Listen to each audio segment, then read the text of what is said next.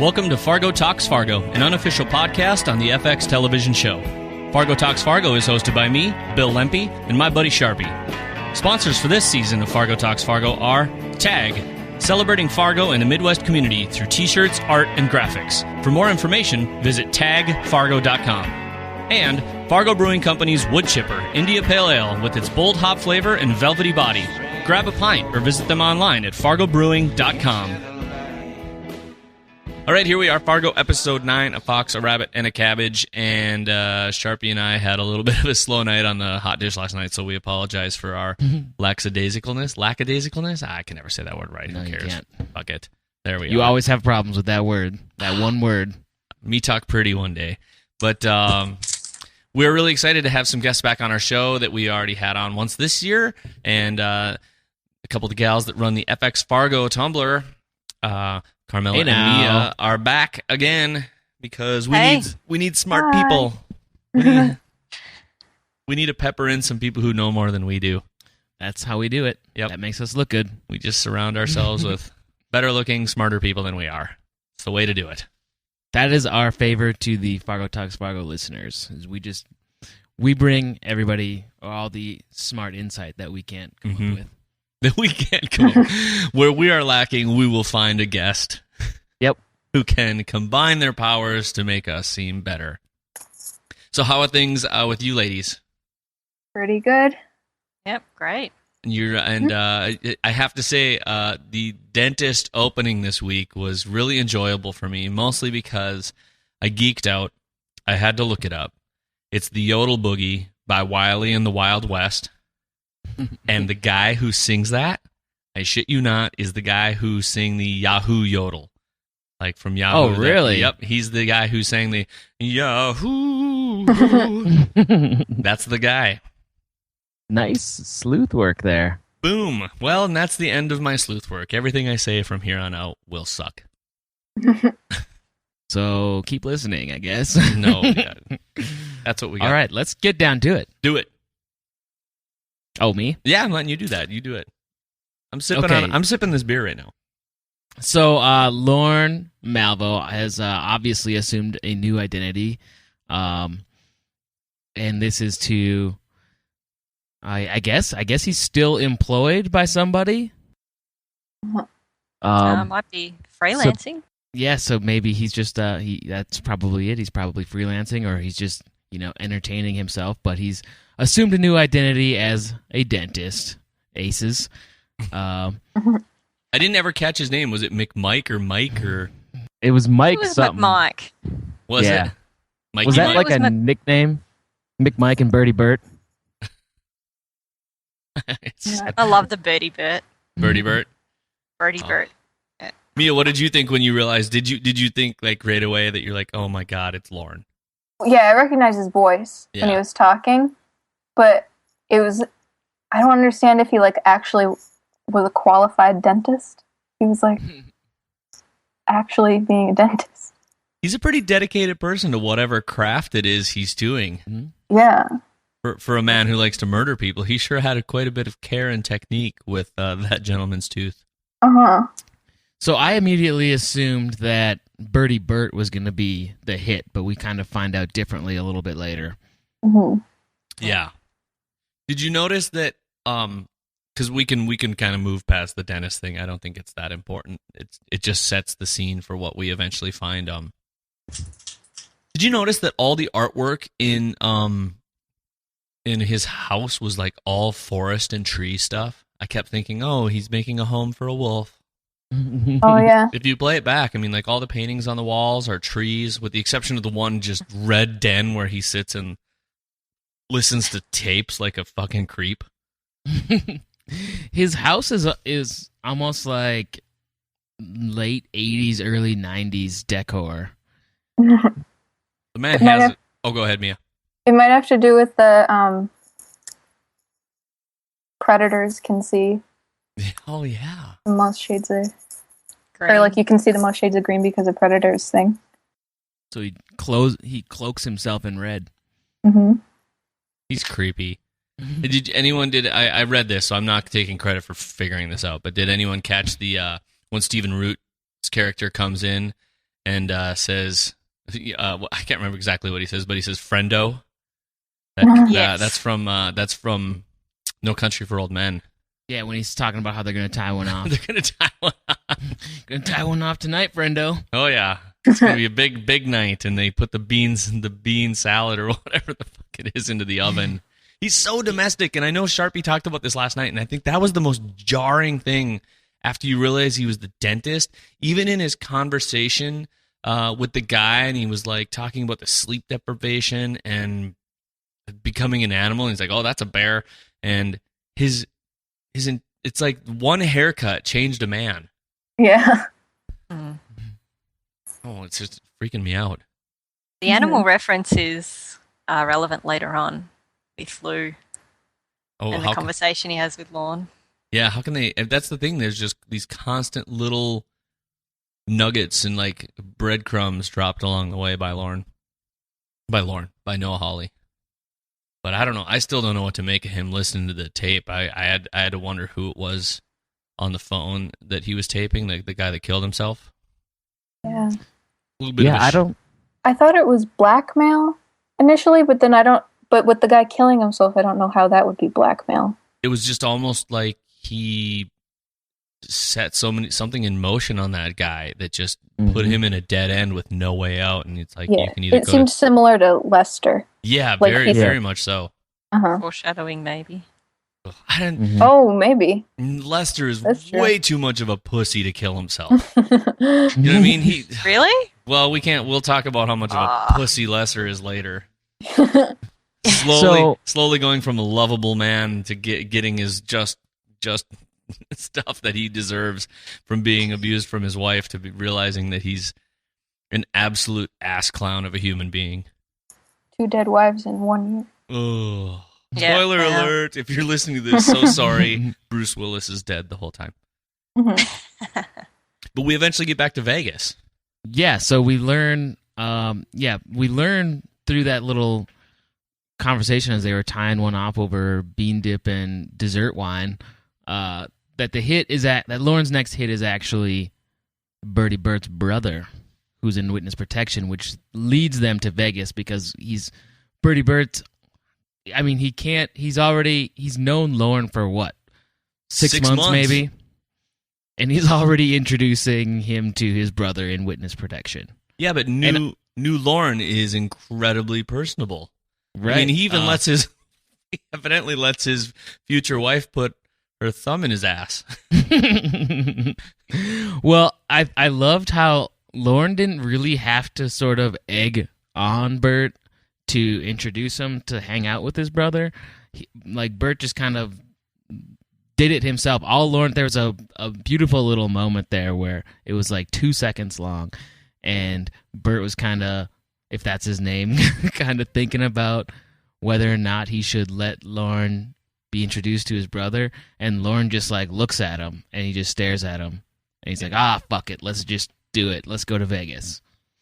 Make things happen. I love you, buddy. Those two are just, they're 2 peas in a pod already, because he talks about how The Office was boring before him. It was dull. It was just like it was also like that taped phone conversation. Lorne didn't have to do anything. Bert just kind of gave it all up. Yeah. That seems to be a theme throughout the show, actually, that with both Lester and Lorne, they don't have to do too much. Yeah, especially with Lorne, he kind of like, you lead a horse to water. Yeah. Kind of bit. I really did like the whole just when he's like so in that character that I was talking about, and then he just for 1 minute turns as he's getting out of that chair and just goes, "Walk away." Yeah. And I was like, yeah, Lester, you're gonna put your tail between your legs. You're done. I couldn't believe that he didn't. Did you imagine you would see him jam his hand in that? I mean, obviously the way it was shot, you knew it was gonna come, but prior to that, I was like, oh, well, I wonder what it. And then, yeah. Mm-hmm. When he got in the elevator, what were you thinking? Well, you idiot. they showed that part in the trailer. Yeah. So you got to remember, Charpie and I don't watch those. Oh, you don't? Yeah. Nope. We've never watched Next Week on. We kind of stopped watching trailers after the first episode aired, because we just I didn't want to start know analyzing, anything because at all. they cut those things together very cleverly to make you be like, wait, what? So we just leave those alone. So I guess I don't really want to know that kind of information. You knew it was going to happen, though. Yeah, well, I knew he was going to follow him, and then they had the bit in the trailer where where he asks yes or no, and then they like cut that with from the first episode. Yeah, when he asks the same thing. And at that point, I thought Lester was going to say yes, like to like prove he's a big man now or whatever. Oh yeah, he's puffed up in his Bill Blass suit. Yeah, Bill Blass. Bill Blass. Oh. It's kind of funny seeing him that way, though, where, he's almost cool, but not quite. It's like, I get it, dude. You got a Pottery Barn catalog at your house and you order shit now, but... But yeah, okay, can I back up 1 second just because I have a total childhood thing going on here, because when Lorne is telling that the joke about the Novocaine, I really want to be able to find out if Noah was a fan of Bill Cosby, because Bill Cosby had a video that I used to watch with my family. We rented this multiple times. It's called Bill Cosby Himself, and he has a scene in there about dentists, and I have to play this. So listen to this and just start thinking about the scene, the joke Lorne was telling. So I can't tell if it's Noah writing it in there or just the interesting idea that Lorne was a Bill Cosby fan. Here. So I'm going to play this. This is Bill Cosby talking about dentists. Mm-hmm. Oh, shoot. So the dentist comes back, you want to talk to him. So you say, I beg your pardon? I So anyway, sorry, that's really loud. but either way, it was that same, like, Lorne was doing the Eddie. And I was just like, holy shit, Lorne's a Bill Cosby fan. He's got a little funny in his heart. But no big deal. Just a little bit. Not a lot. I thought he said he didn't watch TV. Well, why when you've got such interesting tapes to listen to? But I guess we should probably get to a real clip here, because Mia got right to the point that I really liked that it was to me, we're almost at the end, and this time Lorne is asking Lester a question again, and last time Lester was just unable to say yes or no, and he just walked away. Yeah, and so here's what happens. Is this what you want?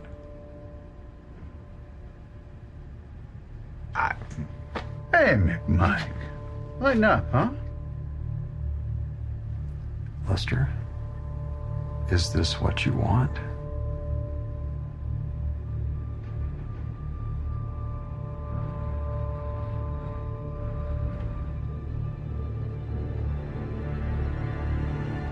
Yes or no?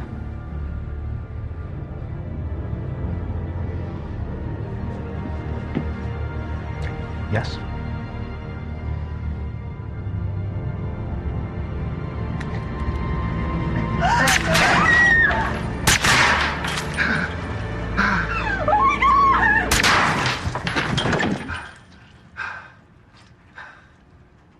Oh, Mike. That's on you.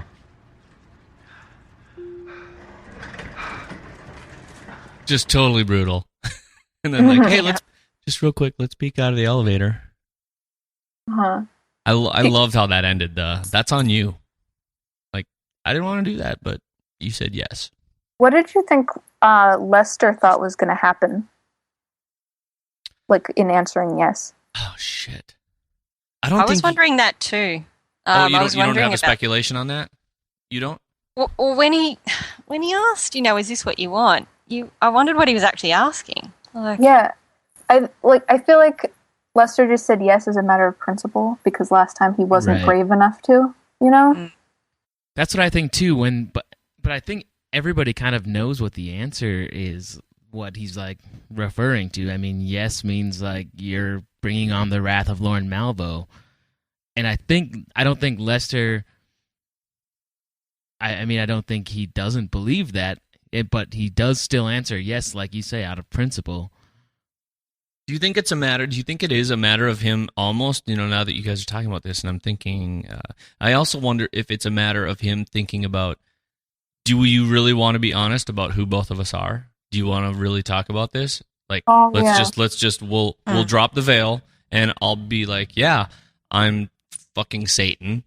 Yeah. And you're somebody I have tempted, and I'm pulling your strings, and you don't even know it, and I've turned you into a pile of shit. Mm-hmm. Because you're a super prideful person in a bad way. Yeah. Let's just talk about that. And when you do that, here's what happens. You hurt people. Asshole. God. Well, I just don't know. It was just interesting. I just wondered it as well in terms of why Lorne did that. And clearly Lester had blown his cover. As soon as he acknowledged and went, yeah, Lester, and then the guy's like, oh, so you know him. I reckon it's because he blew his cover. But whether he was asking Lester that in terms of that he was going to kill them, I don't really know if that's what he was inferring. Yeah, because as you said, it's about different stuff, and clearly they had different understandings of what was happening in that conversation. It just also goes to show like the brass balls on Lorne, so to throw away $100,000 in a bounty to do that to Lester. And is it a matter of he didn't care about, and like I don't really think he cares about the money either. Is the point? No, he definitely doesn't. He is a predator. Kicks. Yeah. Well, he's a serial killer. I mean, that's it. He's a serial killer. He's a glorified serial killer. Yeah. Yeah, I mean, he's no Dexter, but definitely almost as meticulous. He's just dirty about it. He doesn't bring plastic wrap with him. What I struggle with in this section of this part of the episode is just, I don't understand, regardless of even that question, what Lester was trying to get out of interacting with Lorne Malvo at all. Yeah, I was actually thinking about that. I thought it was just like Lester has so clearly been like lying and being dishonest for like a whole year now. Even just in his like interactions with his wife and everything, he's just being really like phony, so nice. And this is the one person who knows who he is, or knows what he's done. I feel like he's gotten to a point though where he's proud of it, but has no one to share it with. Yeah, exactly. And because he's so prideful, he's like, I need to share it that I'm a big shit now with somebody else. Look, I won a very prestigious award. I got a Bill Blass suit, and he's like, I'm scared shitless, but at the same time, this is the only person I can tell this to. He wanted validation. Oh, absolutely. More than anything else. Yeah, he changed because of Lorne. So he wanted to show Lorne how much he had changed. Because the only person I think who gives him any validation is probably Linda. His brother, he can't get it from his brother anymore. His family, and God only knows what Kitty and Gordo are up to. They've probably moved somewhere close to a federal penitentiary. I just have to say a quick note about the music right after this, and I was gonna play it, but the part where Lorne's yelling "Shit, Lester," and "See you later," and "See you soon." There's a great part where the music just does a little ding. And it's just so awesome. I mean, it's just, okay, fuck it, I'm playing it. See you soon.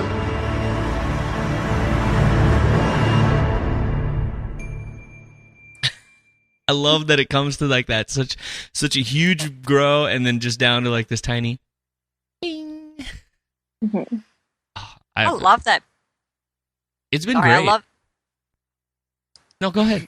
Sorry. I was just gonna say before that, like I laughed so much at Lester hitting Lorne over the head with his award and doing it badly. It played into what we were talking about around the Three Stooges thing again. That he was just like, he couldn't even hit him properly over the head with an award. Like that thing is like heavy, I'm sure. And Lester clearly was not thinking that move through at all either, to hit a hitman like gently over the head. I can't imagine he's a particularly muscular fellow. And I mean, I know you're all fans of Martin, but I mean, come on. He's a hobbit. You know what? Sharpie and I have seen a few of those awards. Not for ourselves. Our friends win them. They're made out of basically plasticky glass. Oh. So, acrylic. Acrylic. Really It's called acrylic. A lot of those are, and they're not particularly. Didn't do much harm. No, they're about half the weight of glass. So if it was acrylic, and I think but you never know. He is Salesman of the Year. Yeah.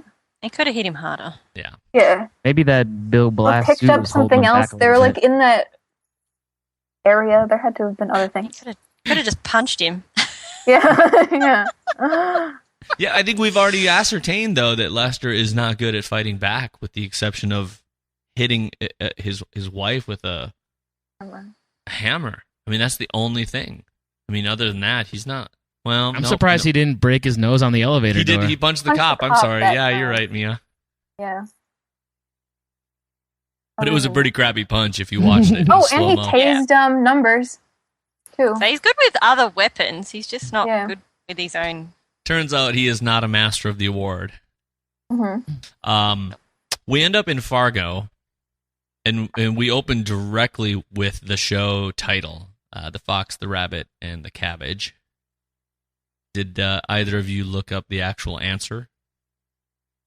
No, because I mucked up the title. I actually found a Brer Rabbit type story that fit that title, and I thought it might have had to do with that. Yeah.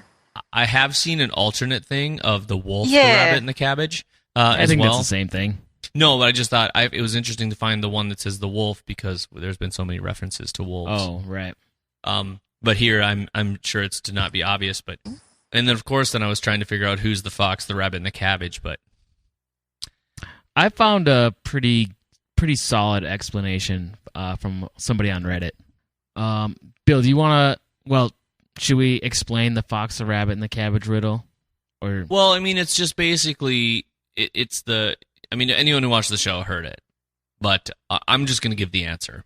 Because if you take if you drop off, the quick thing is if you drop one off on the wrong side, you'll leave one of them with the other, and they'll eat it. But the answer is just this. to recap. Let's recap the riddle. A man comes to a river with a boat. He has a fox, a rabbit, and a cabbage, and he can only carry one single thing with him in the boat.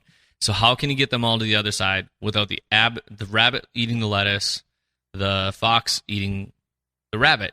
And the answer is that you first take the rabbit over, drop it off, then you go back and you take the lettuce over and you set the lettuce down, and then you take the rabbit back with you. Yeah. And you set the rabbit back on the other bank, and then you take the fox over and leave the fox with the lettuce or the cabbage. It doesn't want it, and then finally you go back again and pick up the rabbit, and you go back because when you land on the other side, you're there with all three to supervise. That's the answer to the riddle. Mm-hmm. It's complex, just like how they're going to figure out Fargo. This isn't super relevant, but they told that same exact thing almost in an episode of the British Office. Really? Yeah, which Martin's in, but it's not really relevant. So I don't know. I didn't necessarily come to a point where I was trying to figure out who was the fox and the rabbit and the cabbage, because I don't think everything's that literal in this show. I don't know. This person on Reddit has a pretty solid theory behind this. All right, fire it out here. Let's do it.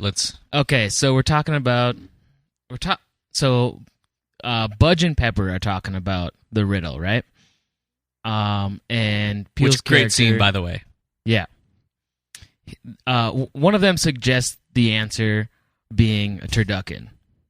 Okay, so you stuff the cabbage in the rabbit and the rabbit in the fox, and then you eat them all, and that's how you get them over the river. And so the other guy says, well, that's not the right answer, and they say, well, it's an answer.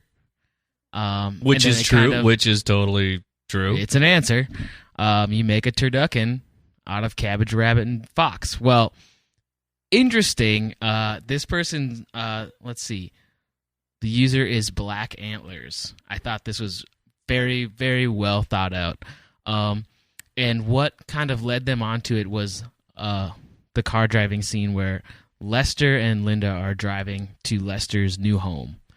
And the car this is what kind of sparked as they suggest, sparked sort of their thought process. So the car's driving down, and on its path, it crosses a crosswalk with a stickman character, on the street sign, and he's crossing one direction on the one side and crossing back on the other side. So that's sort of significant of the farmer going back and forth over the river. So that led them to think that, okay, well, how does this apply to the episode? Well, who is who? Okay, so what they suggest is Malvo's the wolf, as we kind of could suggest or could predict. That one's pretty easy. But like, how does everything else play into this? Well, what they say is that Linda is the cabbage, and that Lester is the rabbit. So how do they all get through this situation safely? Because now we know Malvo is after Lester. Lester's with Linda. How does Lester keep Linda safe? How do they all get out of this safely? Well, they don't. They don't. But what happens is Lester sort of plays the game, and he takes Linda, the cabbage, and stuffs it in Lester, his jacket. Shit! And so stuffs it in the rabbit, Lester's jacket, basically making a turducken.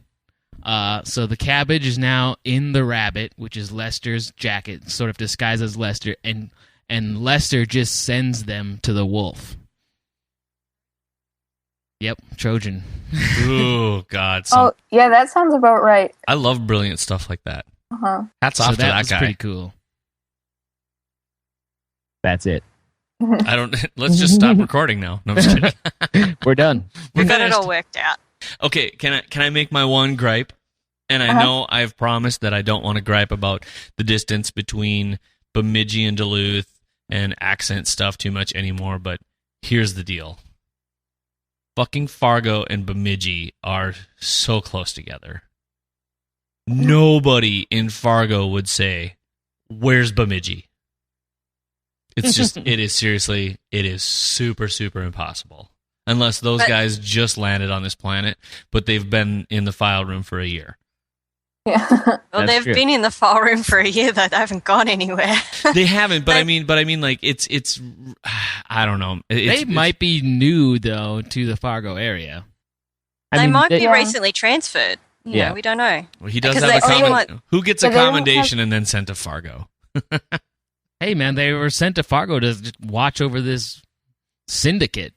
True. They're probably from. Okay, I'll take it. I'll take it back. I will be less angry about it. But I'm just saying, it's Charpie knows from the record. Charpie knows as well as I do. You can be in Bemidji from Fargo. Actually, here's the deal: you can get from Fargo to Bemidji way faster than you can get from Bemidji to Duluth. It's doable. Anyway. But how do you get the rabbit and the cabbage and the fox? All you do, you just turn left on Shell Lake Road. You'll get there. Insider references that people evidently hate. Let's continue. Or I have another. Let's take a break, and Charpie will tell you about Fargo beer, Fargo Brewing. Yes, this episode brought to you in part by Fargo Brewing Company. Fargo Brewing Company's Wood Chipper IPA, to be more specific. It's a super... Bill's drinking one right now. I see it in his hand. That's delicious. It's got a pretty good balance of hops and bitterness. And why are you laughing at me? That was beer almost coming up my nose. It's got a pretty good balance. It's fucking all right. It's all right. It is not all right. Thank you It very is much to fantastic, Fargo Brewing Company for supporting the podcast. Without them, we probably couldn't be doing this right now. Yeah. We do have this week's secret code word for the brewery. If you are in the Fargo area and you want to stop by the brewery's tap room for a pint, you can say the secret code word of this week, which is, Bill? Acapulco. Acapulco. Yeah. That's right. Just tell the brewers there at the brewery that you want to take a trip to Acapulco, and they'll give you $1 off your beer and send you on your way. Do it for Linda, guys. I mean, for real. real. Do it for Linda. Get out there, go over to Fargo Brewing Company, and say Acapulco, because She'll never see the sunshine, so you might as well enjoy the joy of a Fargo Brewing beer. It's a shame. She went to Belize instead. Poor gal. So, there And it is. for the 6 other people that are listening to the show that aren't in the Fargo area, just request Fargo Brewing Company at your local liquor store or bar. Tell them to get it there. Well, hey, I'm in Rochester, Minnesota right now, which is south of Duluth and south of Minneapolis, St. Paul, which are mentioned in the show. And they don't have it here. No, they don't. I'm going to drop off a few beers at a bar here. This summer, probably. Tell them to get their shit together. So, okay, back to Fargo Talks Fargo and beer that Carmela will probably never have unless we illegally mail it to her, by which case it will explode or get exposed to too much heat before it gets to Australia. And Mia won't be able to drink it for a year or two. Well, if we send it now, it's not going to get there till winter. True. So okay, we're back to Bemidji, and Molly's having herself some family time at Pancake's house, which is obviously now Waffle House, otherwise known as Lou's Coffee Shop, which serves way more than coffee. We find out that Molly needs to. She takes that news pretty calm about the whole, 3 dead people in an elevator, huh? Yeah. I don't know what's up with that. She's unflinching after her boss gets murdered about anyone getting like gruesomely murdered in an elevator in Vegas. Yeah. Well, I think she's just heard so much about it. The most shocking part of it to her was the name of the witness. Oh, I'm sure. At that point. Because everything comes back to her vision board. Yeah. If Pinterest existed, her Pinterest board would be all sorts of fucked up. Well, she's unfazed by the violence because she eats cake now that's adorned with assault rifles. Yeah, that's just part of her life. She's hardcore. She's done stuff. I thought it was really interesting, and I did bring this up last night on the hot dish, that I feel to a certain degree that Lester has assumed Chaz's life. Yeah, that was definitely part of it. He's got a beautiful wife. He's got a nice house, and I said last night he just doesn't have Gordo. He's got the all-in-one washer dryer. Heaven forbid he have children. Well, he'd probably choke him out. If he had to. But by accident. Something. But I thought it was interesting that he goes to the basement. I thought for all that money you could at least finish your basement. But he goes to the floods every year. No, not out there. But he lives outside of the city somewhere, and he digs into the thing, and I thought there was the bear trap in the box. I don't think it was a huge thing. It's not. I don't think it's going to play a part. I just think it's just one more symbol. Yeah, that you guys were mentioning, that it's just like they're smattered like throughout the whole show, all this animal stuff that's going on, and but the jacket. Do you think even at that very point he was plotting that? Do you think so, Mia? Almost, yeah, because it seemed like it wasn't something he had worn since his past life, almost. You know what I mean? I think he was, but there was no way of knowing that, prior to hindsight. I don't think there's any way the viewer, the audience would have known that, but I do think he was planning. I was reading AV Club's review, because it was a really good review. I didn't get a chance to read that one this weekend. Are you talking about the one where there's the two guys and they have like a nice back and forth? They have great reviews. People should read the AV Club for a lot of stuff. They have really informed stuff. Yeah. So they get this show. So yeah. So talk to us about that. Yeah, there was one of the people who commented on it, and it just blew my mind. Really, they made mention of Lester. If you notice, right from the beginning in Vegas after the shooting with Lorne, right from the moment that he gets Linda to pack her stuff and leave the hotel, he lets her go first with everything. He lets her go out of the hallway first. Mm-hmm. He lets her go into the lift first. It's almost like he's, even then he's protecting using her himself. as a human shield. Yeah. Yeah. Mm-hmm. I love I definitely noticed that with the elevator. I love how he peeked in, though. And then pushed her. Yeah. I love that he was just like, I thought for a minute, I was like, is that going to open and it's just going to be a wall of blood and he's going to be like, oh, let's wait for the next one. Yeah. I also don't know. I was a tad bummed at how dumb and fawny Linda felt a little bit. Like, she's obviously not dumb because she picks up later on the saving his ass covering for him. Yeah. Anyway, you were saying about the AV Club thing. Yeah, no, that just blew my mind because I didn't even realize, like, right from the outset. She went into the house first? He was doing, she went even when they went into the house. So basically for the whole episode, he was like using her as a human shield the whole time. What a little bitch. Yeah, I think it makes sense. I think it makes sense that he would have, like, intentionally got his coat for that reason then, because he already knew he was going to have to go to the office to get the things, and he was clearly already afraid of going in there. There was, I don't know if you noticed, and I didn't get too big on it because I've already been tracking too many license plates like a crazy person, and it's never going to mean anything. and I can't stop now. It's an obsession. But did you notice behind the jackets was another jacket that looked kind of like Lorne's? Oh, no. I thought it looked kind of like the jacket Lorne was wearing early in the show. I wish, if I was really speedy, I wish I could send you a screenshot of it. But go back and see. Maybe it doesn't mean anything. But either way, go ahead. I was just going to say, we've noticed that throughout the show, though. There's these little parallels that they keep doing between Lorne and Lester.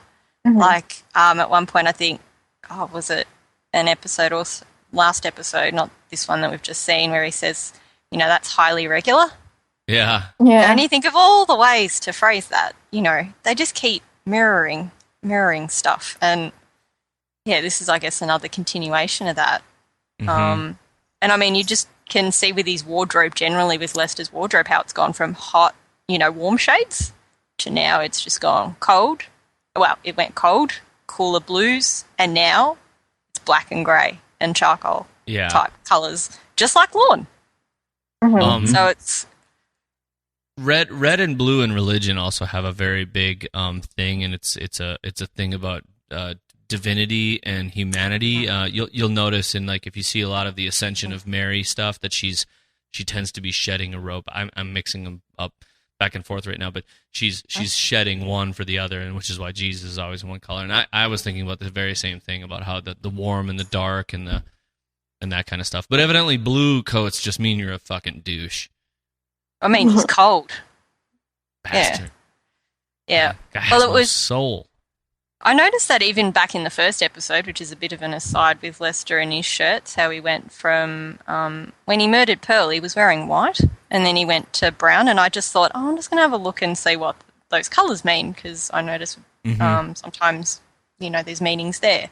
And it was just funny because white can also mean, as you were talking about in terms of religiousness, it means purity, but it can also mean righteousness. Yep.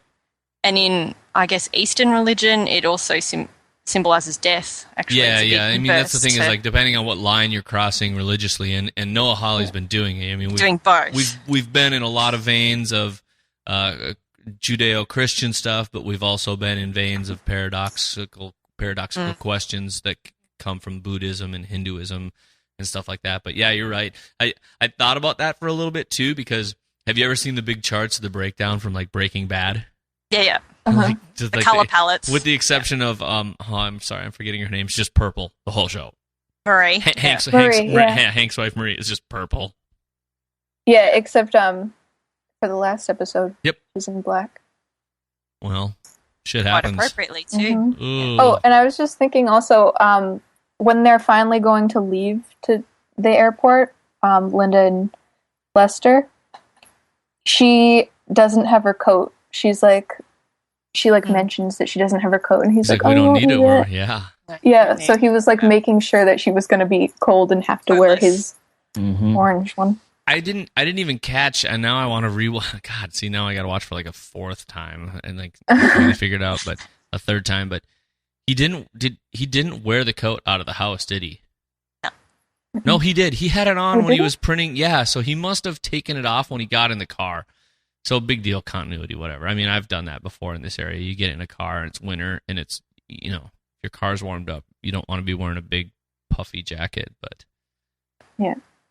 Man, I'm starting to feel like he did calculate this, and the whole he definitely did the coat bit at least. Like, cabbage and the coat thing is killing me right now. I mean, even when he went to print the tickets, apparently he only printed one. No, they were both there, I think. But I tried to look at that right before we started, and I kind of just stopped because I was like, okay, stop looking for things. But I thought I saw that his was it one, or was it that only one of them was a one-way ticket? Definitely his was a one-way ticket. Yeah. That's what it said on the computer screen.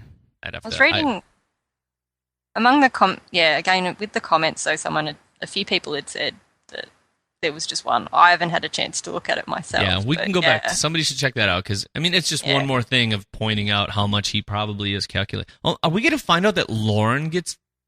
God, never mind. I'm not going to go there yet. Lester is Lorne is... No, I was going to say, I was thinking that... I'm going to hold this till we get to it. Yeah. I was also wanting to just comment on the house. Like, I noticed the symbolism with Lester's house. Oh, yeah. If you know, like, yeah, with like that whole house is like a symbol of his soul. I feel like, okay, so you had all these episodes where he didn't clean anything up, and he was dealing with the guilt, whatever you want to call it, for like however many episodes, and then it was just in the last episode that he decided to clean stuff up, and then also to get a new washer. Mm-hmm. And so it's like that's like so the house seems to be like representative of his soul. And I just noticed with the last episode, he's moved to a totally different house. Mm-hmm. And if you notice, when the cleaners hang up on you, that's your only choice. Sell it to somebody else and their children. Yeah. Which, by the way, is what happened right after what we talk about. It turns Melvo is still an asshole regardless of your age. Yeah, like telling them that it's haunted or whatever. The small children. That's terrible. But it was just interesting because we've been talking about Noah Hawley and talking about the idea of civilization versus the wilderness, and how Lester's house initially was in a neighborhood that was quite well populated. But if you've noticed, he's moved closer to the wilderness. He's becoming He's becoming a wolf. Yeah. So he's like starting to, migrate. He had one piece of art on his wall that was also trees. Oh, really? I could look it up and tell you what minute it was at, but I'm just saying, I geeked out for just a little bit. I've been trying to do a little less of that because I would watch through it for the first time and I find myself enjoying the show, but like feverishly trying to like jot little notes into Evernote or something, like, ooh, go back and remember this, because sometimes when you watch something a second time, you're in a completely different space of mind and you forget. So I don't know, maybe Charpie doesn't feel the same way about that. I mean, did you notice any of these things about the house or think about these things at all, Charpie? Not really. Well, the first time round, I don't notice them either. You're just too busy being immersed in what's immediately happening. But it's only for some reason for me the art was like a big deal because I think they were very prominently placed in like the shots. Yeah. They crossed over them and I was just like, oh, lots of trees. Everything's like a thing. But I only got to watch this one once so far. There was a little teeny, really nice foreshadowing that I didn't notice until my second watch when Lorne is driving. There is a sign that just very boldly passes through the window of his car that says "lose" with an arrow pointing, and very shortly after that, he goes to lose. Yep. Oh yeah, wasn't that when he was driving past Lester's insurance shop? Yep. Yeah. You got it. Yeah. Noticed how close they are together now all of a sudden. I did think about I didn't notice the artwork or anything, but I did notice his like dining room, and it was just the one table with two chairs. And typically you'd have at least the 4 chairs that surround the table. And I know it's just the two of it's just Lester and Linda, but what it did make me think of was when somebody earlier was talking a couple episodes back that typically when somebody gets paired up with somebody else in the show, they end up dying off. And so I did think of that. It just because it was a pair of chairs, it just made me think of them as a couple, as a pair. And obviously they're husband and wife, but that's what I kind of just started thinking about that conversation from. I don't remember who was talking about that. I think it was one of the other podcasts, but it was kind of interesting to me just the fact that there was 2 dining chairs, and then Linda kind of met her demise. So it worked out. I didn't get to stop on it if we're just going to talk about the paintings thing. There was a scene where there was a wedding photo in the background, and I never got a chance to get a full look at it because from my first glance at it, it was like Linda had bridesmaids and Lester had no one. It looked like when you see that black and white tuxedos up against the thing. I thought I saw, but I'd have to go back and look maybe. But deep down, does any of that matter? But those are the little attentions to detail that I love about shows. We got 2 shots like that. Yeah, the directors care about. But so whoever wants to chime in on this one, what do you think? What do you think happened that Linda just chimed in to cover for him? Because that surprised me. I thought she was gonna, because they displayed her as kind of like, Lester, what are we doing? Oh my goodness, where are we going? What do you be? You're hurting my hand, and so delicate and out of the know, and at the same time, that moment comes around with Molly, and is it just so much that she's like, I love Lester, and I'm gonna do anything to protect him? Maybe it's a bit of that, but I wonder as well whether they're a bit like peas in a pod. Maybe she's more devious than she presents to people. Yeah. Come on, seriously. How do you find a guy stapling kids' heads to be hot? You gotta kind of wonder at that. I mean, that's a bit. That's very on the disturbing. In as much as you go, yeah, it's cool watching a guy stick up for himself, but not stapled quite like children's that. Faces, yeah. Correct. Yeah. So you got to wonder at her, and what the type of woman that she is, that she finds that hot.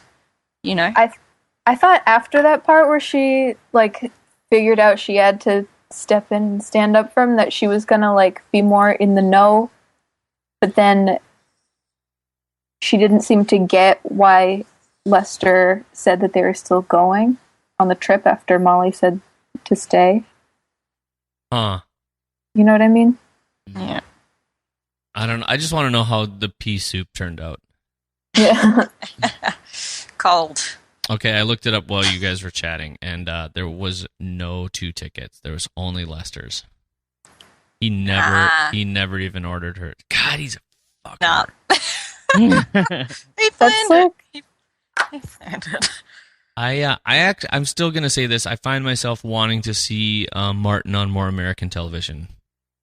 I really do. I think it's fantastic. Bill's getting the Martin boner. Anyway, join the club. But you guys are crazy. Yeah, we're just crazy. He's been. It's just been an absolute joy for me watching this, just personally being both a fan of his and a fan of Breaking Bad, and watching him on a show that's like Breaking Bad. It's just great, it's a different role for him, certainly. Yeah. I think they are, like we said earlier, they're doing a different job with the anti-hero, though, in this show than they were. Yeah. I mean, I'm not even sure if anti-hero is the right word. Yeah, no. Yeah, pure evil, or... Yeah, because anti-hero usually is just a hero with non-heroic qualities, like Holden Caulfield or something like that. It's not usually a straight-up evil person, like Walter White style. Did you want to talk a little about, I know you mentioned pre-show, or was it pre-show? Yeah, see, this is why we don't talk too much before we record sometimes. Mia, you were talking about just what Noah was saying in some of the interviews before about the everyday good versus the... Do you know what I mean? I'm just making a general comment. This has nothing to do with just this episode. This has to do with the whole story. And we're right now kind of having a conversation about everything in general. Because this show is definitely not Breaking Bad, because nobody says bitch on it ever. I mean, I miss Aaron Paul right now, but well, Lester said shit. Oh, I know he got made progress. He got work. Jeez, he got worked up. Yeah, he did. And then he was able to. Sorry, he was able to quickly just turn it. You know, when he was interviewed by Molly, he just put on the old Lester persona again and was saying heck. But you just know he's not like that anymore. No, he's won an award. Yeah. But anyway, Mia, what were you? I guess I thought it was I thought it was valuable. I kind of want to hear you talk about that again. Well, at the panel, and I think a couple other times I've heard Noah talk about it. He talks about how the show represents the best of America versus the worst of America. And in this quote, he said, "Yes, we have problems, but look who's solving them." I remember him saying that. And you said he was talking too about the original 1996 film and how a very the influence. Yeah, like Marge is able to overcome such simple, like, I mean, she uses common sense rather than like superhuman sleuth powers. Yeah. She's just like a smart person, and she can just do her job well. There is no CSI going on here. I found a fiber. Yeah. Very connected to a realty company only based in Reno. Fuck that. Well, TV. we would have seen them enhance all those pictures of Lorne Malvo. And say that again, Charpie? So I didn't hear that. I'm sure the viewers did, but I didn't. There was no enhancing of all those pictures of Lorne Malvo. Yeah. Enhance. Just zoom in until you have his DNA. Yeah, it just like got blurry and blurry. Pixels don't exist on CSI. Yeah. Well, that's the beef that I've kind of had with a lot of commentary. Like, I go to forums like Reddit and stuff and read how people try to pick the crap out of this forensic stuff on the show, when it's like, well, actually, you're basing your critiques on other shows which idealize police work and make it seem like it's a whole lot more advanced and quicker and better, sometimes to the point of implausibility, for the sake of their own plot. And you're using that as a comparison point. It's not the work, it's the technology that makes their jobs better. But when in reality, like, you watch real police work happen and detective work happen, it's people. It takes ages. It takes ages, but it's people, and it's like brains. It's people thinking about it. Yeah, but it's been amazing watching people pick the hell out of it when you're just like, well, actually, this is probably more reflective of real life police work than what you see on those CSI shows. And that's what really annoys me, that people don't really understand that it's like, well, that stuff ain't real. That's really not real. This is kind of more real. People being dumb or being biased, like Bill, that's the human factor, and that, that we know that police aren't all like Sherlock Holmes, Right. So, but that show's like, awesome too, though. Yeah. I can't say a bad thing about that show. Mm-hmm. No. But that's the thing. Like, I feel like this show is more reflective of real life police work than what you'd see on these shows, and what, so it's just weird watching people critique it based on less realistic baselines. Yeah. Okay, so I'm gonna do our last sponsor break, because then we're gonna wrap up the rest of the show. And then we're gonna get into. I'm looking at the time, and I'm like, oh, we're gonna totally clear like one of our shorter shows. Except I guarantee you that if we start asking a few questions, the four of us are gonna go ape shit on some stuff. So I want to make sure there's time for that, because I'm excited to do that. On top of the fact that Fargo Brewing is our sponsor, they are teamed up and paired up with one other great sponsor that is located in Fargo, and that is Tag. That's TAG Tag, like Tag Your It. And if you go to tagfargo.com. you can see what they've got there, and we can't do this show without their help. They've done such a great job at what they're doing. But Tag celebrates the True Fargo community with True Fargo swag, and they have T-shirts. You can get beer glasses that have Fargo stuff on them. There are like men's and women's sizes. There's children's T-shirts. There's onesies. There's coffee mugs. There's so much stuff. But here's the deal: there are some shirts on sale right now, and particularly, I'm going to point out the Punch Gut shirt that's $5. And I'm saying that because I know Punch Gut, he's a fantastic artist. $5 for a t-shirt. You should order like 5 of these. because they're awesome. And if you order any of the shirts, the other shirt I'm going to go ahead and recommend is the Minnesota Love one for the ladies. It's like a mint color with a red thing, and it says love, and the state of Minnesota with a big heart where Moorhead is, which is our sister city, is located right in the middle. And that shirt's $20. But it's a great-looking T-shirt. They're quality stuff. There's great design, and all the designs are done by local people here. And so anything you order, if you put into the promo thing, if you put in, I just forgot, is it Fargo or podcast? Fargo. It's Fargo. It's Fargo. If you put Fargo into the promo code, you will get 15% off your entire order, and they will ship anywhere in the United States and Canada. So, unfortunately, we're going to have to send some shirts to Carmela on our own. And if you're one of our listeners in Hungary or Denmark or Japan, let us know. If you need something done, get in touch with us. If you find a shirt you want, I'll tell you what, right now, me and Charpie, we'll make it happen. How about that, Charpie? Aces. They're aces. Boom. So, yeah. So please, if you want to help us and you want to hear us do more of what we do, because after this show is over, Matt and I will probably be moving on to something else. He'll switch cities. I'll leave Fargo and burn it down on my way out of town. No, I'm just kidding. We've had Joe Riley on, and we're going to kind of pseudo plug our next show not our next show, but it's already been going on, which is Grilling Addiction, and it is Matt and his good buddy Joe who talk about that, and I'm the producer who asks questions because I'm an idiot behind the grill. So keep your eyes out for grillingaddiction.com. But more importantly, we need you to go to tagfargo.com and order a shirt. Use the promo code Fargo and get some kick-ass shit. That's the bottom line. That's it. There it is. 1,000 nuclear reasons. There's a shirt you need. Little known fact, North Dakota seceded from the nation. We would be like the second or third most powerful country in the world in terms of nuclear warheads. And as the TV show Fargo has proven, we got some badass people here. Mm-hmm. Shit gets real fast. So, let's get back to uncomfortable stuff. It's Bemidji. It's Lou's. Lorne shows up, and that man wants pie. Oh, yeah. Who wants to cover that one, huh? That was tense. Great music.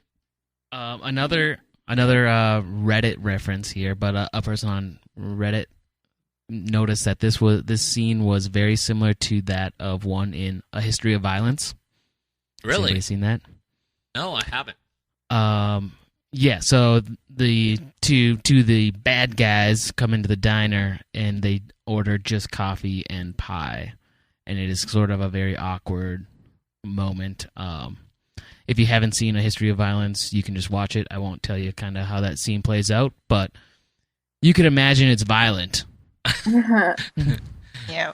So if that's I don't know if that was a nod to that movie, and I don't know where that sort of correlation or reference would be or as to why, but it was pretty close, and it's kind of interesting. So if it was, I don't know if that's sort of foreshadowing bloodshed or some sort of violence within Lou's Diner itself.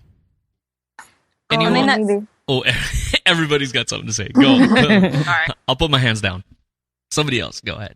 I was just going to quickly say that film, it's about a guy who is trying to escape his past and then does it. Oh, I shouldn't spoiler it, but no, don't do it. Don't do it. I haven't seen it. I don't want to know. You got to watch it. Watch it tonight. Well, it's an excellent Cronenberg film. But yeah, it's good. Yeah. Wasn't there? I thought I read somewhere really briefly that the line about the cherry, nothing ever good came from cherry pie, was from something else. Was that from the movie you're referencing, or is that from something else? No, that was not in History of Violence. I really enjoyed the editing of the scene when Lou, and I'm gonna play it in just a second here, so prep yourself for a clip here. I love the editing where they're like having a conversation, but I don't know exactly what they're pointing to. They just kept cutting to more and more scenes of Molly driving. What do you want to talk? Well, how about I'll play part of it. And I'm actually going to play the part where Lorne's interest is only piqued at the idea of dead things. Bodies? Yes, sir. one after another. Probably, if you stacked them high, could have climbed to the second floor. Yeah, I saw something that year I ain't ever seen, before or since. I'd call it animal. Except, animals only kill for food. This was...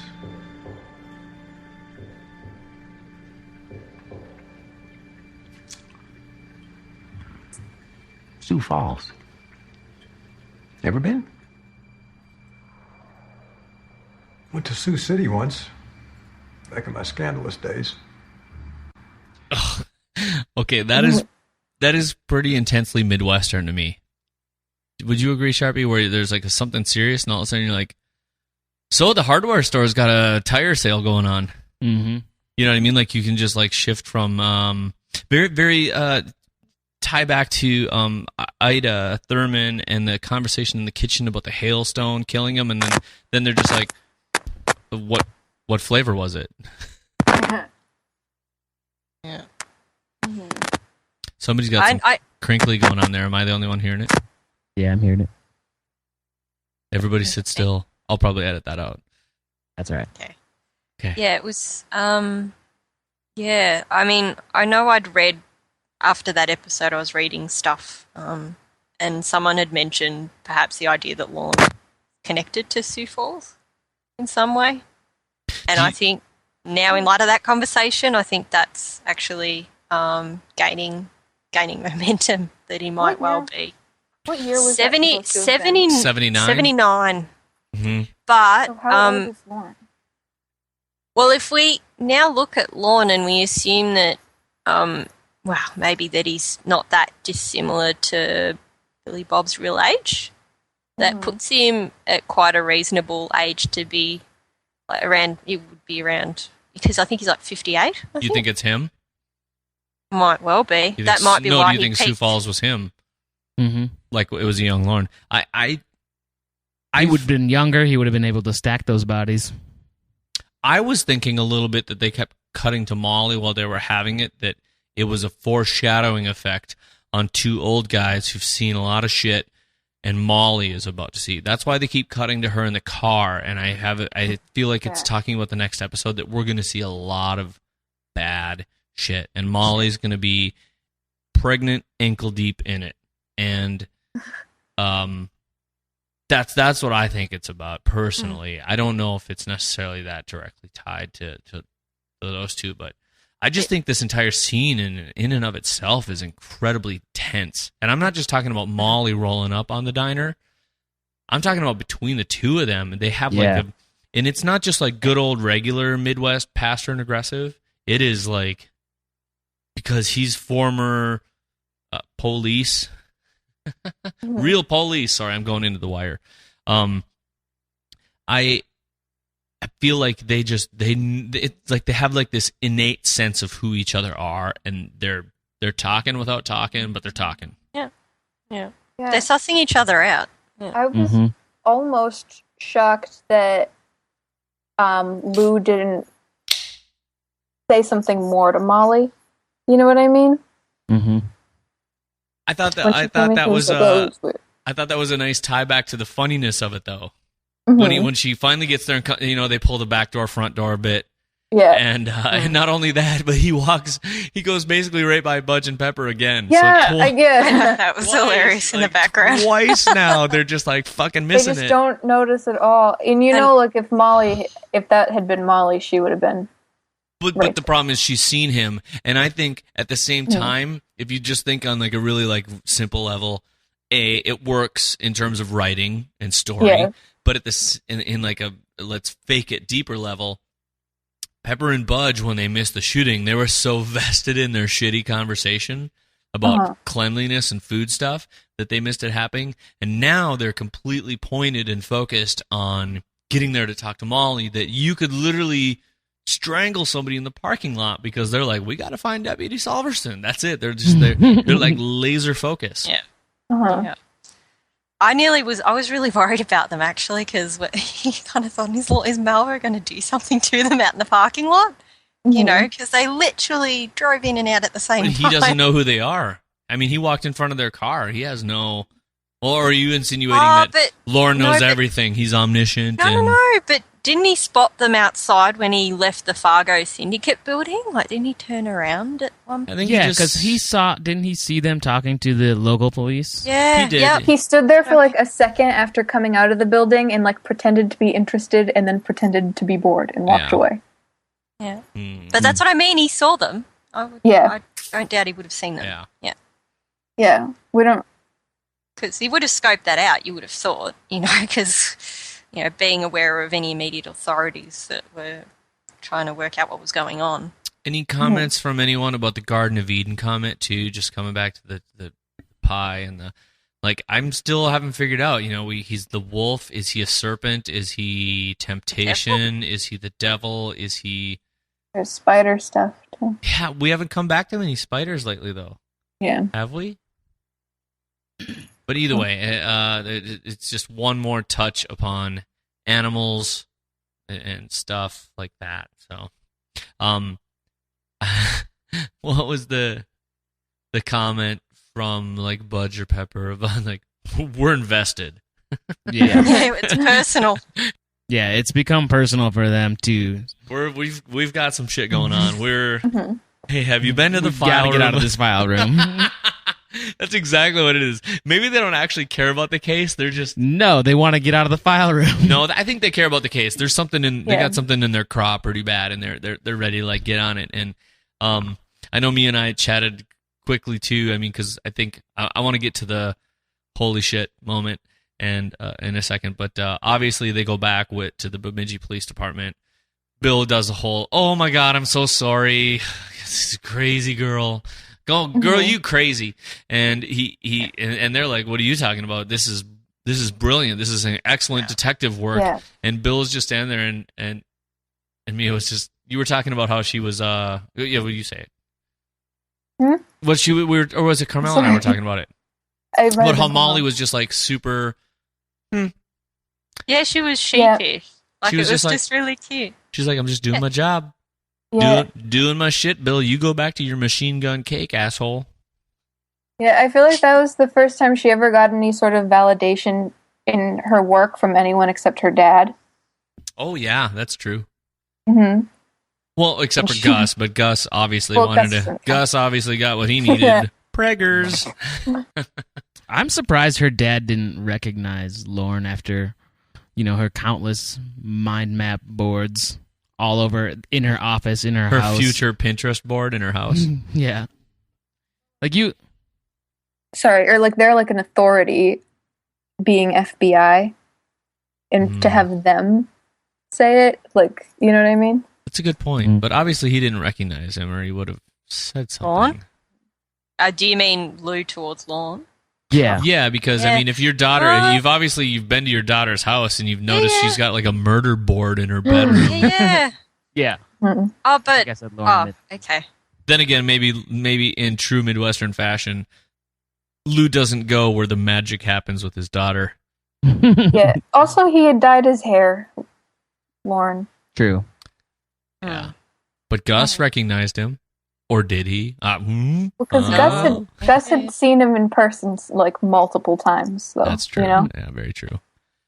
He even recognized him when he was Frank. So how much... I feel like we've talked about this, but we have to just talk about this. Mm-hmm. Nygaard Insurance. Oh, God, yeah. Oh, my God, you killed Kenny. Mm-hmm. What... I felt like there was something amiss for Lester the minute he drove by. Not just the fact that he was stopping there. Like, I kept thinking, is there a light on that wasn't on before? And I haven't gone back and checked it out. The lamp? There was a lamp on. There was a lamp on, and I think that gave him a clue that there would be someone in there, but he couldn't, I don't know. Couldn't just... So either way, he basically sends his new bride off, who, by the way, just stood up for him to Molly. Yeah. Backed his play. And told him that she loved him since, like, before he was even cool or whatever.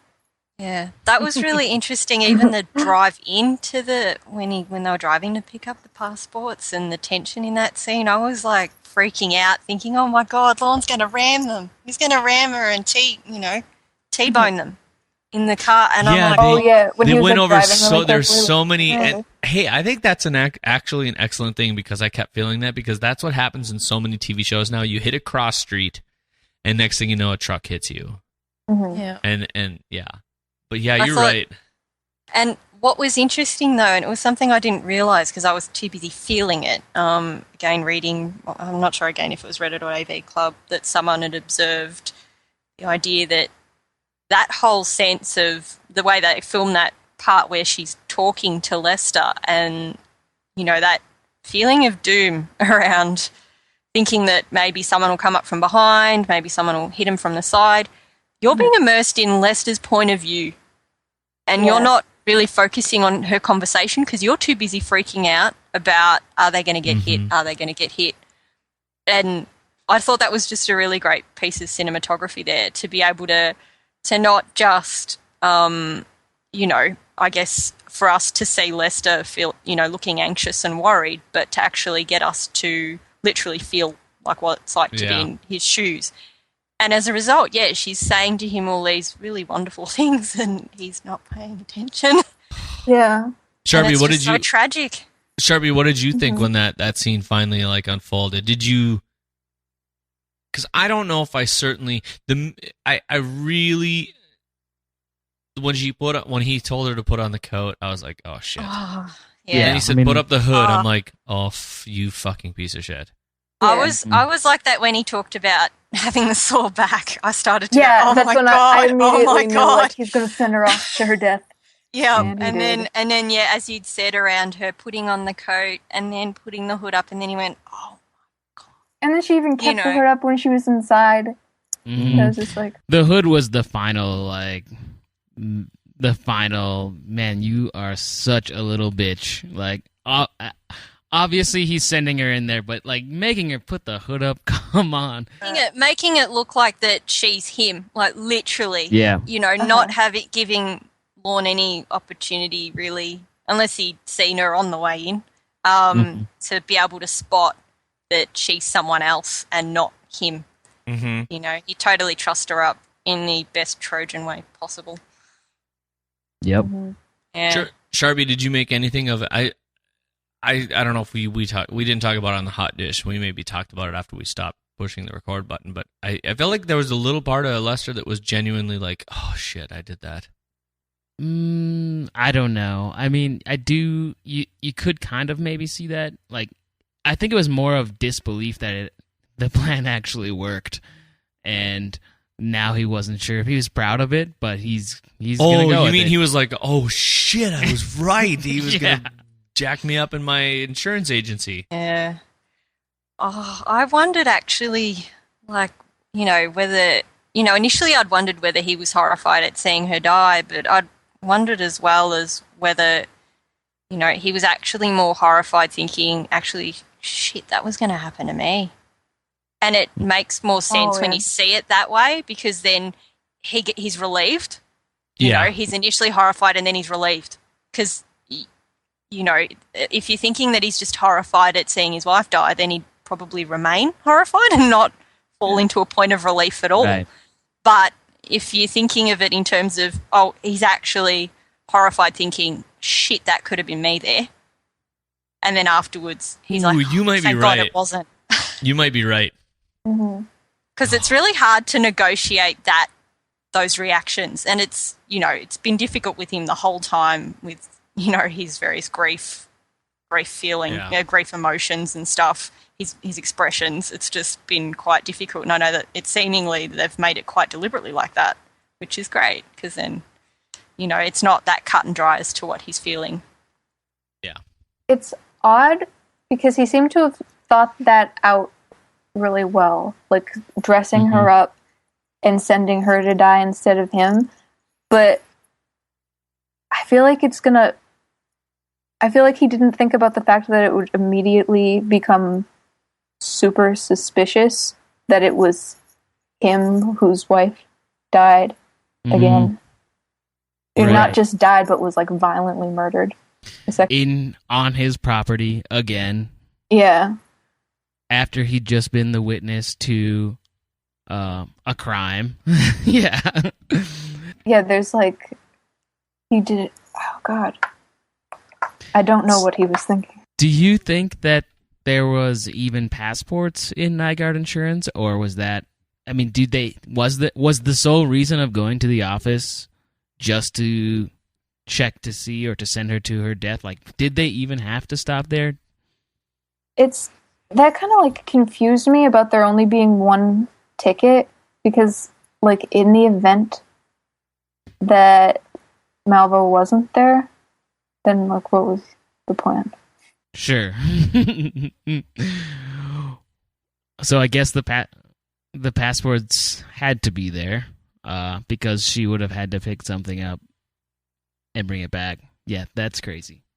So a lot of people were mentioning, and Bill kind of did this before we started recording, mentioned it, but everybody's kind of referring to the jacket as the Kenny jacket from South Park because it just brings like no luck to anybody. Yeah, yeah. And so clearly it's been used for one last time, we think. But where do we go from here now? Like, is Lester going to just make a run for it? Well, you guys don't watch the trailers, which makes it we difficult, don't. 'cause I know more than you. Yeah, we do. Yeah.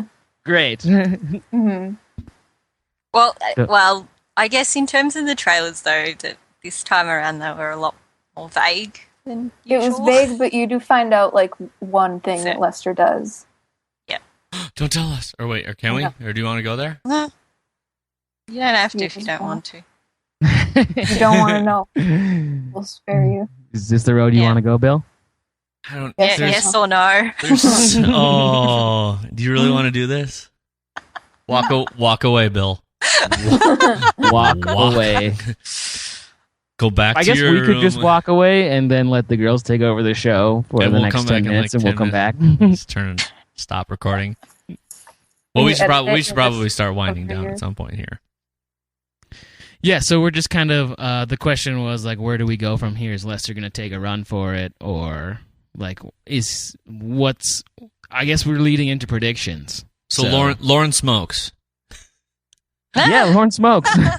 Does he smoke? That's like the. Where does Mike smoke? Mike. I always smoke after I get a thumb in the ass. Oh dear. Sorry, I had to go back there because that was like a weird, uncomfortable, gross conversation I had in the kitchen about. Yeah. Yeah. She doesn't. I'm not even gonna say it in front of you, ladies. I love that he just responded like aces. Aces. That was just like the weirdest. You know I love thumbs in my butt. Giving him the buddy Christ. Probably says everything about them as a couple. Yeah. I know, they probably were a great match. Shame.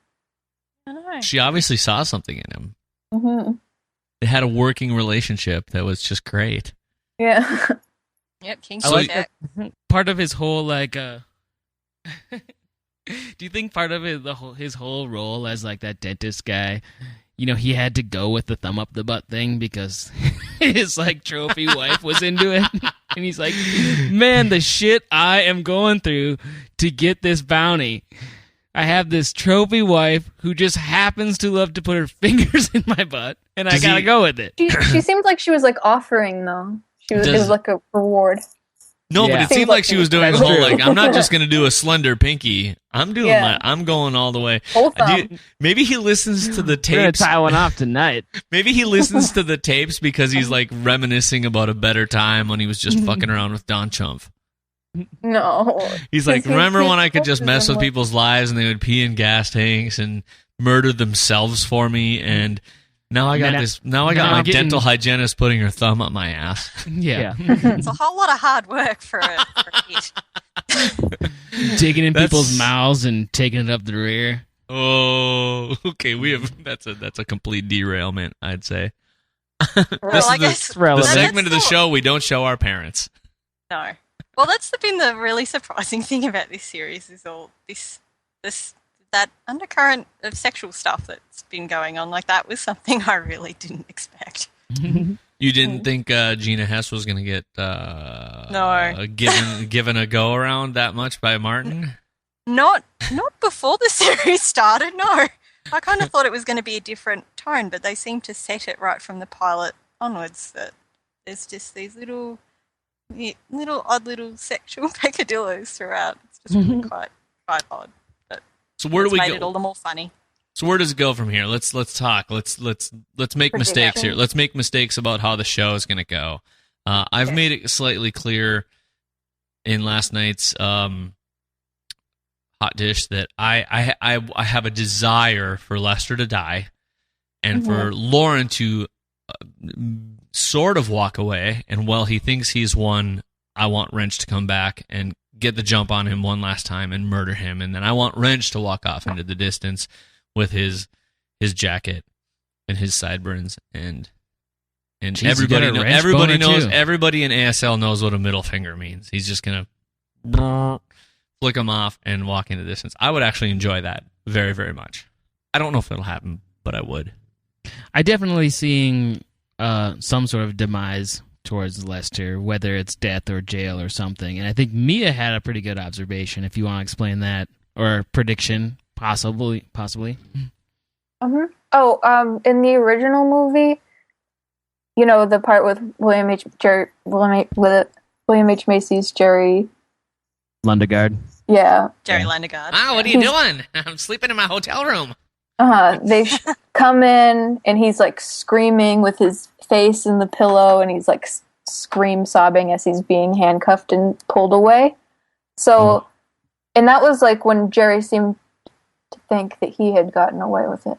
Yep. So I wonder if Lester will have a similar fate, because I feel like at least one of them is going to be taken down by the police, like by Molly. Yeah, absolutely. Mm-hmm. I do think that they have to give Molly that kind of little nugget, because that's her prize, man. It's been Lester. It hasn't even really been Lorne. It's been Lester. Yeah. For her, she's been more focused on. I think you have right. to give that to her. I think she's going to get Lester. I don't think she's going to get Lorne. Lorne is Gus's. Lorne and is we got to one of remember, he's got a gun tucked down the back of his pants still somewhere. Mm-hmm. So, Do you think that's silver? I mean, that is like a hardcore, like, beautiful pistol. He's like, well, this isn't like some fucking snub nose piece of shit thing that fits in your purse or your pocket.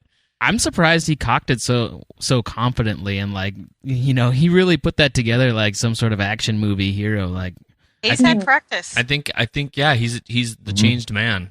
Mm-hmm. He's still a dick, but he's a changed man. Do you think Budge and Pepper are going to have a big role in Lorne's demise? I think they're fuel for Molly's fire. Yeah. Yeah, I don't really see them. Yeah, I don't really see them playing much of a role. I could be completely wrong. I most likely will be. They could die. They have likely that'd be sad. played. They've played a very pivotal role in like moving the plot along, and at the same time offering like nuggets of truth and a little, like, a very small amount of drama, but some humor to the whole mix. But with even if you wipe out the humor, the parts that they have added are like completely crucial to talking about the way the show happens, all the way from the heap, all the way to this week for the A Fox, a Rabbit, and a Cabbage. They're almost like they've almost just like walked in as like small narrators to the program. Yeah, right. And that's why I see them ending the role show. is pretty extra narrative. Yeah, they'd mentioned about being like Rosencrantz and Rosencrantz and Guildenstern? The Shakespearean. Yeah, the tragic comedy. Tragic comedy is stuff. Yeah, from Shakespeare. What was the? Yeah, that's the one. Yeah. Well, I probably mucked up the names, but anyway. Guildenstern. Guildenstern. Yeah, sorry, it took me a while there. Yeah. So. Yeah, they have. It's just funny because I mean we kind of saw Don Chumph in the same way in terms of the humour, that he provided this humour and then what happened. So that's why I'm wondering it maybe they might be more I don't think they have to die necessarily. I think they just they're here to just like rekindle that burning flame that I see them like offering just one more last sort of at the end of the show, just one last little nugget of comic relief, like eating donuts on top of a stack of bodies or something. They're in the cop car while everything's happening, and they're just too busy eating. It's like happening in the window behind them, in the rear. While he's being chased after by someone or whatever. It's just piles of bodies, and they're just sitting there with a box of donuts. Like, They're also they're also the power that Molly has never had. Like, Molly's been working under Bill, who's like an idiot and doesn't let her do anything. And now these FBI guys are coming in on her side. She finally gets to take the lead because of their support. Mm-hmm. Yeah. I don't see Lou surviving the next episode. You think he's going to get caught in the crossfire because his superstitial pick up on the fact that Lorne's a predator? For sure. I think he's going to get, exactly like you said, he'll get caught in the crossfire, and it'll be like one of the sad sort of characters we've come to love. It will, like somebody we've actually, think is a pretty decent guy. I think we're going to see him. That's going to be one of the tough ones. Yeah. Yeah. Do you guys think Stavros is coming back? I think there's a maximum of like 60, 70 minutes left of this TV show, because I do know that the next episode is an hour and 30 minutes, even though I didn't watch the thing. But I know they were wrapping it in long fashion, because that's the only way to do these things. Yeah. Without having, unless you have 12 episodes.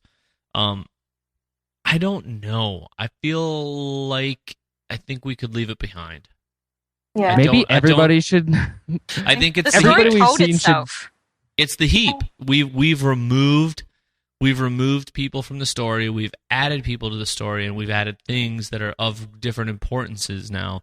And I don't think those things have to come back, because, I think if it happens, it'll happen like in some sort of passing fashion of like, we just talked to the people at Phoenix Farms, and it turns out they've talked to a guy who matches this description or something. But I don't know if it's that. I don't know if you have to have it. I think the fact that Budge and Pepper are there, they have a picture of the guy walking by, and you can just go back to the picture of the guy that got dragged out of his cube by the tie, and you've therefore got a mix of all that. And as with many serial killers, they end up getting caught for like 20, but you don't know about 8 of them, and they may just go unsolved. Mm-hmm. The whole Stavros, and how did Chumph end up where he is, may just go cold. Yeah, maybe. That's just me. Because like I said, life's messy. I think I've said this before. Life's messy. Good shit happens to bad people. Bad shit happens to good people. And I think somebody as smart as Noah knows that, and and he doesn't feel the need to cauterize or tie up every end. Yeah. And if he wants to come on our show and talk about that, he can reach us at podcast@fargotalksfargo.com. I'm going to be a bit controversial in terms of my prediction. Do it. Okay. Hold on. Okay, I'm ready for this. Maybe it's controversial, maybe it's not. I think I wonder whether Lester's going to kill Lorne, and then Lester gets blamed for all of it. He gets busted by Molly, and then the last thing we see is him going to jail, and then he gets greeted by lovely, big, burly inmates. Oh, and so I thought you were going to say he was going to get greeted by his brother leaving jail. That too. Yeah. But hasn't Molly's hunch all along been that the two of them are working in some sort of weird concert that she's unable to explain? And the fact that he's got a history outside of their tiny town of Bemidji says that he's a bigger player in it. She just hates Lester for who he is. She hates Lester because he's a piece of what killed Vern. Yeah. So I'm saying, yes, you are controversial. Maybe he won't get blamed for all of it, but I mean, it goes back to what he was originally. He'll be the only one left. He'll be the only one left to eat the blame. Eat the blame. Oh, yeah. And I mean, it goes back to these whole weird parallels between the two of them. I'm wondering, do you want? I'm not. Oh, wait, sure can we go way back? Did anyone notice the ice sculpture in the middle of Dentist Lorne's table? Was that a rooster? Was it a dragger? Dragger? Was that Drago from Rocky IV? I was trying to decide if it was a rooster or a bird or what it was. Or a phoenix. No idea. Or thought about that. I thought about that too. Okay, sorry. No, that's okay. No, I was thinking. I feel like it's. They have. What's the guy's name in the original movie? The one who's not Steve Buscemi. The other one. Gare? Yeah. The one that gets caught in the back seat and has the scene with Marge where it's like, and look, what, for a little bit of money? The Peter Stormare character. And it's a Peter Stormare, yeah. Yeah. He's so they're not, Gare, I think is how you say it. Yeah. They already had that type of conversation with Wrench. Yeah, Molly and Wrench had that conversation in the hospital. Mm-hmm. Yep. So I feel like Lorne's path is like not predictable from the movie. Lorne is actually the person who doesn't fit anything. Well, sort of. Like Lorne is like the loose screw that doesn't fit the parallel perfectly because he's neither Gare nor Carl Showalter. Yeah, and I think that's makes it harder to guess. Which is why I still think he's like a supernatural person in some sort of incarnated fashion in the world. But I do feel like he is more likely to die than to go to jail. Yeah. Because I feel like he would do really well in jail. You know what I mean? You mean he'd like open up a drug ring? Yeah, like he would run the place. Well, I mean, he could fix everybody's teeth with like a ballpoint pen and a toothbrush. Yeah. Whereas, like, I don't think Lester would have as nice a time. I'm still going with the Gus Grimley rabid dog thing. Mm-hmm. That because like he had a conversation about when you know people like that in society, you know about that, and then when it's in the king, you put it down. The animal control. Mm-hmm. Also, just like we've never seen Lorne mad or anything, or like upset. Really, have we? Mm-hmm. No. Yeah. The closest was here when he said, walk away. Walk away. That was the closest that we've seen him get to angry because, I still just don't get it. So I feel like, because like of that, the walking away from the money, like that much money. Uh-huh. Like, because he could have easily beat up Lester and shoved him out of the elevator, let the doors close, and been like, God, that guy was annoying. And Steve Root would be like, you're telling me, McMikey? And he'd be like, aces. Psh, and they give him like double guns. And they'd go on like nothing happened. Yeah, they go to Cirque du Soleil. He could have just ignored them, yeah. But I wonder at the same time whether he sensed as well that Lester wouldn't leave him alone unless he really shouted out to him. Maybe Lester's a piece of him as much as he's a piece of Lester. Yeah. Right? I want to see Lester end up in jail via Molly. Yeah, and, same. Chaz has we find out Chaz has sort of befriended the like Aryan Brotherhood, and you've been watching way too much like Sons of Anarchy and shit. So he's got a gang behind him, and they end up in the same. Oh, and they want to kill. Yeah, they want to kill Lester. Yeah, that'd be funny. and then Lester going back to square one. Guys, you know what? I'll just, that's a big unit you got there. Can you use more spit? I feel like that's where we should just end the show. Just like ka-chung. That's FX right there, though. That's FX in a nutshell, for real. That's FX attempting Oz. Well, is everyone caught up on Sons of Anarchy? No? Okay, never mind. There's some. Well, I mean, I know the finale because I had people on Tumblr telling me about it, so not that there's I watched it. There's some brutal stuff that happened in the last season. Actually, oh my God, I caught one episode where Yeah. Yeah, we'll save that for the next podcast. Yeah, I know. Yeah, it's just really. I was just like, wow. I'd watched Fargo before then, and I went, wow, more gross. Yeah, it is. It's rough. Wow. But hey, still the thing I still like about FX. Just saying that. What I was going to say before is it would be like so unsatisfying if Lorne went to jail because there's no way he would be upset. You know what I mean? Lorne would be happy in jail. Yeah. Lester would not enjoy jail, but one of them has to die. I think Lorne's going to die and Lester. I think Lorne's going to die. That's my prediction. You got the wrong guy here. I'm working with you.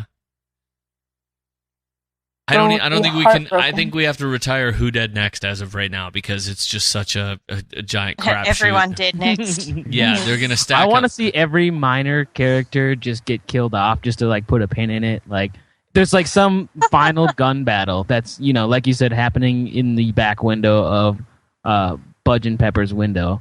Yeah, your car, and so you see it this happens throughout massive the town. gun. Yeah.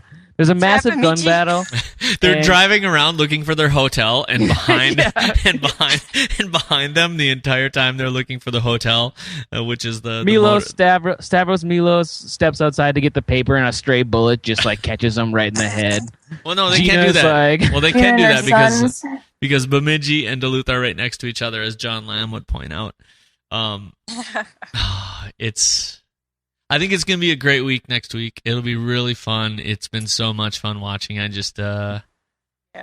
Bill's going to get caught with a stray bullet in his cruiser, and his cruiser is going to end up slamming into the brothers Hess and crushing them into a brick wall. And he's going to be like, oh, can you believe I'm going to die? And he's like, yeah, I'm going to die. And he's like, shut up. And he's like, but I'm dying. Yeah, I'm dying. You could so imagine that conversation happening. Hey, and they'll be dying, and they'll be like, didn't you come out to our house? And he just dies. That's what's going to happen. Yep. I like your story. I just want Wrench to be victorious. Yeah, me too. I do too. Well, that's the thing. I'm torn. And I'm not even. It has nothing to do with the deaf thing for me. For real, it's about avenging the code. No. Yeah, it's the code. Sharpie's right. For me, it's the code. He's got a purpose, but he has a thing behind it that isn't about causing chaos. It's you're fucking up somebody's business, and I'm here to rectify that. And I'm only here because you're a horrible person. I don't get the vibe that Wrench and Numbers get rid of like regular people that are just like, Pearl's mean to me, and she doesn't like it when I do her from behind and won't look her in the eye. They're like, you ruin shit. What about who? What about the Lorne lookalike? I chalk that up to margin of error. Yeah, but he kind of proved to Wrench and Numbers that he was a dickhead otherwise, because he was insulting to them the entire time. So regardless of whether that was the right guy or not, he was still just an asshole on Earth. So you should get rid of all strip club regular guys like that. I'll keep that in mind. Yep, shove you down the hole with your $1 bills and your vanilla and shame. Where does this show go from here? Okay, do we just wrap it up? That's what we do. We have Mia saying Lauren's gonna die and Lester's going to jail. Bill, where are you at? I say Lester dies, Lorne feels he's walking, and I want Wrench to fucking murder him. Okay, so you're kind of flip-flopped. I want Wrench. I want Wrench in the end. I want Wrench. You want Wrench, all right. I want him to exact revenge on the universe himself. I would like that too. And Carmela? I'm torn. Like, I'd like to see Wrench get Lorne too, but I've been pretty much before the series started, I thought Lester would get Lorne, so I'm sticking by that. There it is, folks. That's our sort of Who Dead Next, which is completely based off nothing. I'm gonna see Lester in jail. Lou's gonna die. You think Lou's gonna die? Yep, and Lauren's gonna make it out free. Okay, how about this? Let's ask one last question. Gus, dead or alive by the end of tomorrow, next week? Alive. Alive. I'm with that. I feel like he needs to suffer. Heaven forbid he dies. Well, Jesus. No, I mean he's going to suffer for being the kind soul he is. I mean, like, call him a fuck up, call him what you will, but deep down the guy's just like totally Right, buried he's- in heart, you know? He's kind Molly- of suffered enough, really. Like he's I feel like It- tonally they wouldn't do that. The same way they're not going to murder Molly. If, They- oh yeah, my God, Molly's if, gonna if prevail. they kill a pregnant woman, I am going to just... I'll lose my shit. just go up to Noah Hawley and just Because, like, What is wrong with have to you? go after him. We'll have to go after him. the last moment in the movie, remember, is just Molly still pregnant in bed with her husband. Just like another day. Oh, you mean Marge? Oh, yeah, Marge, yeah. Molly's gonna come out victorious like John McClane, and she's gonna come over to Gus Grimley, aka Shirley MacLaine, and wrap like this blanket around him. Shirley comfort MacLaine? him. Did you really just say that? Wasn't that her name? No, Shirley MacLaine's an actual actress. Oh, what was her name? Yes. Who am I thinking of? She's the mom on Parenthood, actually. I don't know her actress. Oh God, now see this is where we just Holly McClane. thank you. Yes, That's I right. Shirley MacLaine. I'm like, she's a real actress, I wonder, as a and kind she's of from North aside- Dakota, isn't she? Or no, where's she from? Oh, go ahead. Sorry, Yeah, sorry. she's no. from Virginia. I lost my mind. Now, just speaking of Molly, I mean, do we go back to what had happened at the start as well with, the chief, Vern at the time proposing that she become Should be chief? chief. Will we see her become chief? I think, He'll yeah. die. Nope, Really? nope. No? I don't. Yeah, we might I don't. not I see don't. it, I but I don't. think I don't we can see. assume it happened. Oh, will he be pinged for his incompetence? Because he's clearly screwed this up. If Molly gets vindicated, he's going to Yeah. get. Or will he's gonna Bill get- die?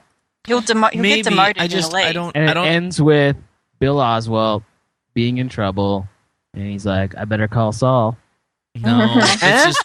I think. Huh? I think follow. I think makes tying. sense. I think tying I'll be something here up all with a day. bow that neatly would be very un-Coen Brothers universe-y, and Yeah. I don't think Noah would do that. I don't. I mean, he may kill him in a crossfire situation, I just don't think we're gonna see an ending where they're playing some fucking champion music and Molly's like getting hurt. Like, oh my God, I seriously, I'll be disappointed if we see them scraping Bill's name off the door. Unless it's really in a sad way. No, they won't Well, be scraping I it off. wondered But about. they already And did she that. finds an omelet wrapper like with tinfoil in the drawer with a pencil. Then that would be very Coen Brothers to me, but I don't think that's gonna happen. Well, I Yeah. wondered whether Lester was going to kill Bill. I mean, I don't know. No. I wondered at that too. He doesn't have it. He doesn't have that. Think about it. He's really only killed one person. 1.5. One. Wonder was that? What- But I'm saying he is not a trigger man. But the thing is, we're now in a position where I'm sorry, he's looking after number one now. Like we don't know what his limits are. Yeah. I just wonder whether all bets are off now. Well, Like, he's- I mean, all I if know he's is doing that to his own wife, for God's sake, he's doing it to his own wife and just sending her off like that. I don't know why he would give a crap about Bill. I'll tell you what. He ain't getting on the plane. No. Yeah, no. No. Uh-uh. Acapulco password of the week at Fargo Brewing is not going to Unless it's- happen. Unless, of course, he gets on a plane and then it crashes. This isn't Lost. Immediately. Oceanic flight. Yeah. That's a totally different show. So you I'll know. have it. And that he was one of the planes that flew over Albuquerque and crashed. Oops. Oh, I know. Well, you know what? Here's the deal. I don't think we have the answers. No. We've done a good job, and it was phenomenal to have you both on the show again. And I can't thank you enough, Mia and Carmela, Thank for you. coming Yeah. on the show Having us on. and crossing time zones and continents to hang out with Sharpie and I, make us seem more intelligent and have a good time with us. And I'm so tempted to just be like, you guys come back next week. I feel like I just want to like continue. This is like, like when they do, like when they wrap television shows with like part 1. And I want to be like, I want to get you two back next week and just do part 2 and just call that the wrap for our season of Fargo Talks Fargo. But we can't thank you enough for being on the show and taking time out of your day to talk with us. Yep. You're welcome. Thank you for having us again. It's So It's always fun. Thank you. And these are just some quick plugs. The girls from FXFargo Tumblr, fxfargo.tumblr.com, correct? And on Twitter. as at well. FXFargo on Twitter. Mm-hmm. You guys check know, that stuff out. if you're listening, you know where to find us. Give us some more stuff. We want to hear what you're saying, and we've had some nice interactions on Facebook, and we want to hear a little more before the week's out and before we go dormant until a possible season 2. Oh, We'll see. yeah. I know. Yeah. So Possible. Yeah. until then, thanks everybody. We'll see y'all. Thank you. Thank you.